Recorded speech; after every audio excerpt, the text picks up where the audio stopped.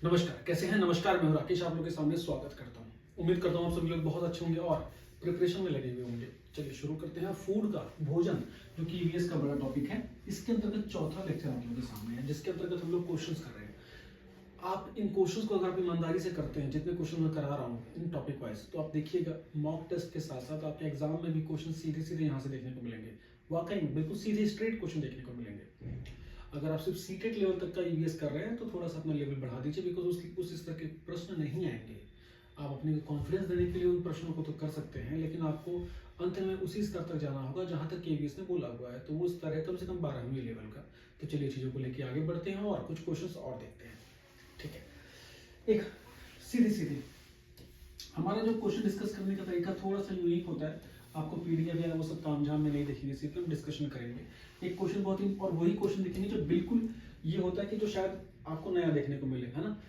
Normal से question करना और फिर उनके आंसर ले लेना ठीक है, वो एक साइकिल है, उससे बाहर नहीं निकल पाएंगे आप लोग, उसका फायदा नहीं होगा आप लोगों को।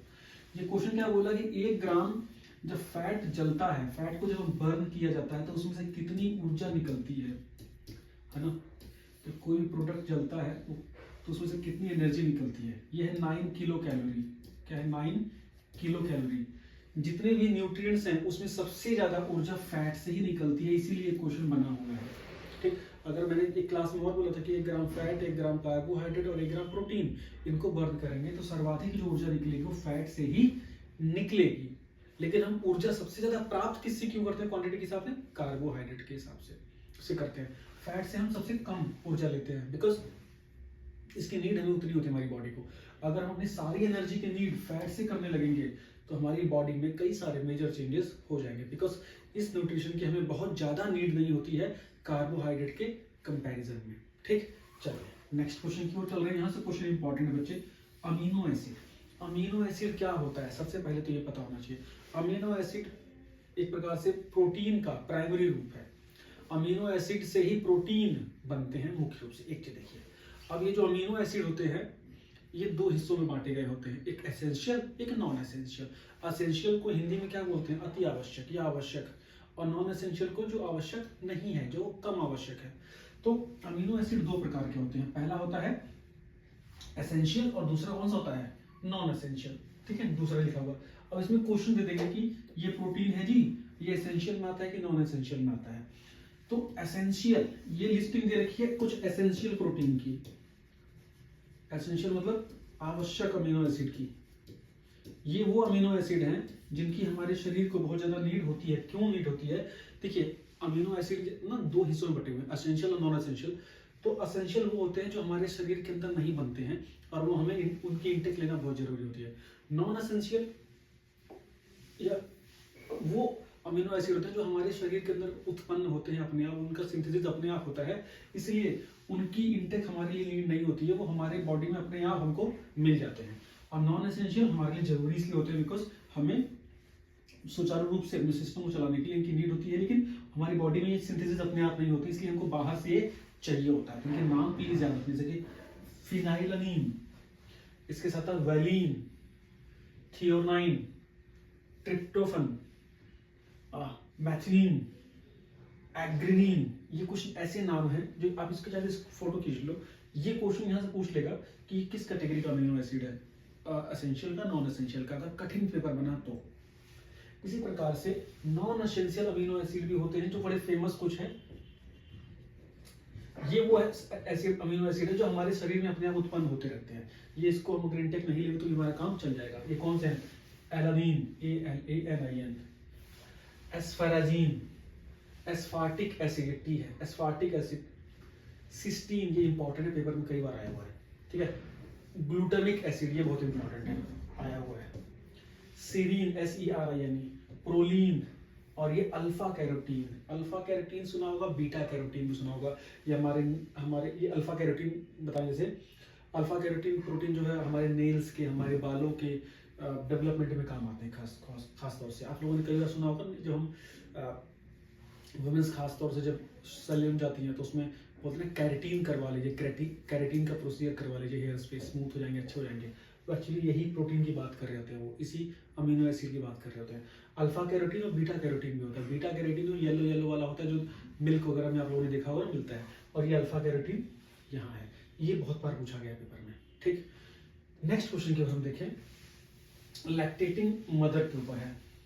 स्तनपान कराने वाली जो माँ होती है उसको एक दिन में कितने प्रोटीन की नीड होती है, या इसकी जगह ये भी सकता है कि जो प्रेग्नेंट वुमेन होती है उसको एक दिन में कितने ग्राम प्रोटीन चाहिए होता है, 65 ग्राम पर डे। ठीक है, साधारण महिला को एक दिन में कितने ग्राम प्रोटीन की जरूरत होती है, नॉर्मल वुमेन को 45 ग्राम। ये ध्यान देना, ये फिगर कई बार पेपर में आता है बच्चे, ये डेटा में दिया हुआ होता है ना, ये कई बार जगह जगह पे आता है। तो लैक्टेटिंग मदर, प्रेग्नेंट वुमेन, इन सबको 65 ग्राम प्रतिदिन में। ठीक है, ये ध्यान रखिए। एक अंडे में कितना ग्राम प्रोटीन होता है, करीब 5 से 6 ग्राम। नेक्स्ट क्वेश्चन क्या बोला, मिल्क में वाटर कितना होता है, 87%। दूध में 87% वाटर होता है, 13% में उसका कार्बोहाइड्रेट, प्रोटीन और फैट होता है, और अन्य न्यूट्रिशन होते हैं। ये भी ध्यान देना है आपको। ठीक है, यहाँ ये प्लीज ध्यान दे दीजिएगा आप लोग, है ना।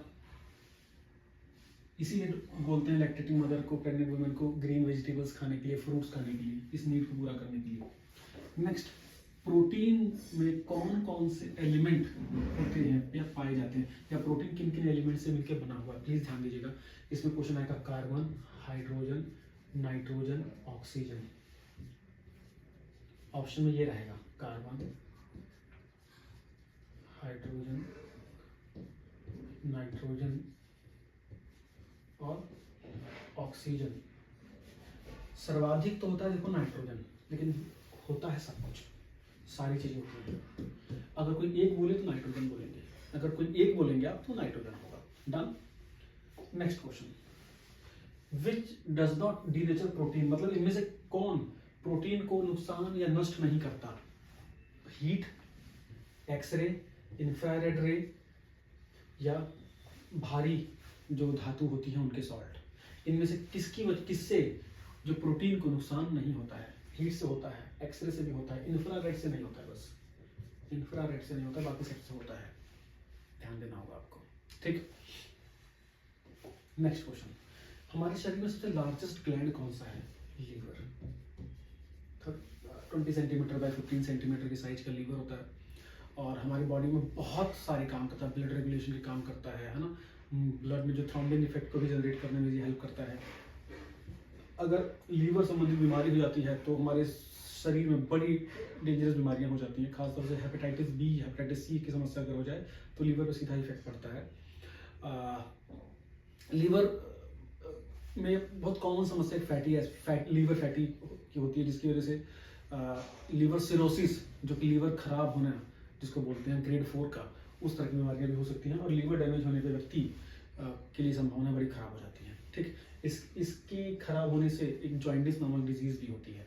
ठीक है, इसको ध्यान देना। तो सबसे लार्जेस्ट ग्लैंड यही है। नेक्स्ट है, डाइजेशन कहाँ होता है ना, पाचन की जो प्रमुख प्रक्रिया है वो कहाँ होती है, पैंक्रियाज मतलब अग्नाशय में, या बड़ी आंत में, या छोटी आंत में, या पेट में। तो आपका आंसर होना चाहिए छोटी आंत में। छोटी आंत बेसिकली जो पतली सी दिखती है ना, उसका साइज लेकिन बहुत बड़ा होता है। छोटी आंत लेंथ में बड़ी होती है और बड़ी आंत लेंथ में छोटी होती है लेकिन मोटी होती है। तो स्मॉल इंटेस्टाइन में बेसिकली डाइजेशन का मेन प्रोसेस होता है, उसके बाद जो एक्सक्रीटा होता है वो लार्ज इंटेस्टाइन में होता है, और वहां से एक्सक्रीशन की प्रक्रिया शुरू हो जाती है। तो जो स्मॉल इंटेस्टाइन में ही सारी डाइजेशन की प्रक्रिया होती है। चलिए नेक्स्ट क्वेश्चन की ओर अगर आप चलते हैं, सलाइवा की हेल्प से किसका डाइजेशन होता है। हमारे मुंह में जब हम कुछ खाने की सोचते हैं तो हमको, जैसे आप रसगुल्ले या गुलाब जामुन कोई प्रिय खाने की चीज सोचे तो आपके मुंह में पानी आ जाएगा, बेसिकली वो सलाइवा बोलते हैं उसको, लार आप लोगों ने सुना होगा। इसमें 99% वाटर होता है और 0.5% के आसपास अलग अलग न्यूट्रिशंस होते हैं, अलग अलग एंजाइम्स, हार्मोन्स होते हैं। अब ये हमारे शरीर में सलेवरी ग्लैंड होता है ना, वहां से ये सीक्रेट होता है। जैसे इसको पता लगता है कि कुछ खाने के लिए आ रहा है तो ये मुंह में ना जब कुछ खाना हम लेते हैं तो उसको पूरा मिक्स करने का काम आता है, फिर उसी से निकलते हैं। तो सलाइवा की मदद से किस चीज का डाइजेशन होता है, कार्बोहाइड्रेट का होता है, फैट का होता है, प्रोटीन का होता है, विटामिन का होता है, किसका होता है? आंसर होगा कार्बोहाइड्रेट में स्टार्च का होता है। तो आंसर वैसे तो स्टार्च होगा, क्योंकि स्टार्च में भी कार्बोहाइड्रेट ही होता है। ठीक है, ध्यान दीजिएगा, मस्त क्वेश्चन है ये, परीक्षा में ऐसे क्वेश्चन पूछे जा सकते हैं। नेक्स्ट क्वेश्चन क्या बोला, एंजाइम्स को क्या कहा जाता है? एंजाइम्स को जैविक उत्प्रेरक बोला जाता है, बायोकैटलिस्ट। बायोकैटलिस्ट मतलब कि ये बायोकेमिकल जितनी ये हमारे शरीर में रिएक्शन होती है उनको तेज कर देते हैं, स्पीड अप कर देते हैं, प्रेरक के रूप में काम करते हैं। और ये सारे एंजाइम्स जो होते हैं वो प्रोटीन से बने होते हैं। किससे बने होते हैं? प्रोटीन से।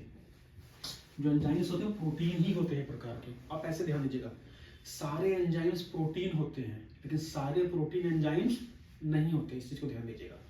और ये एक प्रकार से इनका जो रोल होता है, एक बायोकेमिकल जो जैविक रिएक्शन है ना, जैव रासायनिक जो अभिक्रियाएं हैं उनको गति प्रदान करने के लिए इसका यूज खासतौर से किया जाता है। तो आज हम लोगों ने करीब 10-15 क्वेश्चन अच्छे से कर लिए हैं और ये बहुत शानदार क्वेश्चन है, इनको अच्छे से रिवाइज करते रहिएगा। कोई डाउट होगा जरूर पूछिएगा। Thank you so much, bye bye.